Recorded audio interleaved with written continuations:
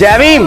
बाबा साहेब का जाना क्या सच में एक अंत था या फिर एक ऐसे नए युग की शुरुआत जिसकी लौ आज भी जल रही है? सुनो ध्यान से। जैसे ही पता चला कि बाबा साहेब का अंतिम संस्कार मुंबई में होगा, लोग रुक ही नहीं पाए। सभी जत्थों के जत्थों में निकल पड़े और हर रास्ता मानव सैलाब से भर गया। ट्रेनों में पैर रखने की भी जगह नहीं बची थी। कई लोग कह रहे थे आज हम अनाथ हो गए। महिलाएं सिर पीट रही थी, चेहरों को नोच रही थी और शोक इतना गहरा था कि अनेक लोग, खासकर महिलाएं, बेहोश होकर गिर पड़ी। समय के साथ जन सैलाब यूं उमड़ता गया कि सड़कों, गलियों और इमारतों तक हर जगह लोगों का महासागर दिखाई देने लगा। दादर स्टेशन से लेकर माटुंगा तक रास्ता पूरी तरह जाम हो गया। जब बाबा साहेब का पार्थिव शरीर राजगृह पहुंचा, लाखों लोग हाथ जोड़कर खड़े थे, कई अपने बच्चों को कंधों पर बिठाए हुए ताकि वे अंतिम दर्शन कर सके। विशाल जनसैलाब देखकर सुझाव आया कि अंतिम संस्कार शिवाजी पार्क में किया जाए, परंतु कांग्रेस सरकार और बीएमसी कमिश्नर ने अनुमति देने से स्पष्ट रूप से इनकार कर दिया। तब बाबा साहेब के सहयोगी C.K. बोलवे आगे आए और दादर चौपाटी के पास अपनी जमीन अंतिम संस्कार हेतु समर्पित कर दी।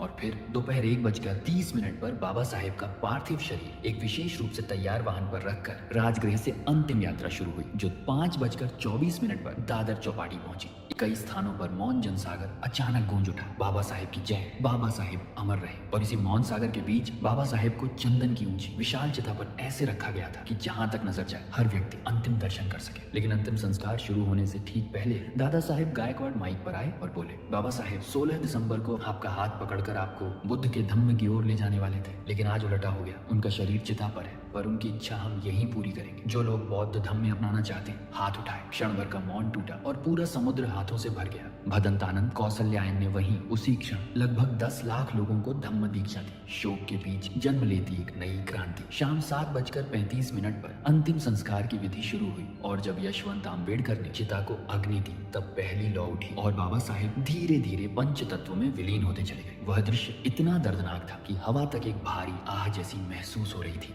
अगली सुबह 8 दिसंबर 1956 को दादर श्मशान से बाबा साहेब की अस्थियां यशवंत आम्बेडकर ने एकत्रित की और उस पवित्र क्षण में लगभग 3 लाख लोग मौन श्रद्धांजलि में खड़े थे। जो 6 दिसंबर को नहीं पहुंच पाए थे, वे आज पूरी विनम्रता से सिर झुकाए खड़े थे। वहीं भदंत आनंद कौशल्यायन ने त्रिशरण और 22 प्रतिज्ञाओं के साथ लगभग 1,50,000 लोगों को धम्म दीक्षा दी। बाबा साहेब की अस्थियां केसरिया वस्त्र में लिपटी हुई एक खुले वाहन में रखी गई और लगभग 3 लाख लोगों की अंतिम श्रद्धांजलि यात्रा 5 मील लंबा मार्ग तय करती हुई राजगृह पहुंची तो वह दृश्य इतिहास में हमेशा के लिए दर्ज हो गया। सच्चाई यही है कि बाबा साहेब ने जिस धम्म के मार्ग पर हमें चलने का साहस दिया, उसे आगे ले जाना मेरी भी जिम्मेदारी है और आपकी भी। और यही है बाबा साहेब को दी जाने वाली असली श्रद्धांजलि। जय भीम। जय भीम। ये किसी की नीयत बदली, किसी की सूरत बदल गई।